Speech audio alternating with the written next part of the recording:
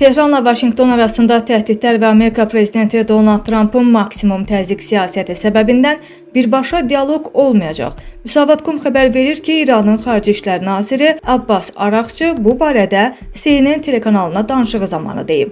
Bu məsələdə mövqeyimiz tamamilə aydındır. İran maksimum təzyiq siyasəti və səsləndirilən təhdidlər fonunda Amerika ilə birbaşa danışıqlara getməyəcək. Amerika tərəfinin İran və İran xalqına münasibətində hər hansısa bir dəyişiklik baş verməyənədək birbaşa dialoq olmayacaq. Hər gün səsləndirilən siyasət və ittihamlar fonunda biz Amerika tərəfi ilə birbaşa danışıqlara getməyəcəyik. Lakin dolayı yolla danışıqlar yolu açıqdır, deyə Abbas Araqçı CNN kanalına bildirib. O əlavə edib ki, Tehranın əsas məqsədi ölkəni və xalqın maraqlarını müdafiə eləməkdir. Hakimiyyət bu məqsədin həyata keçirilməsi üçün heç bir fürsəti əldən verməyəcək.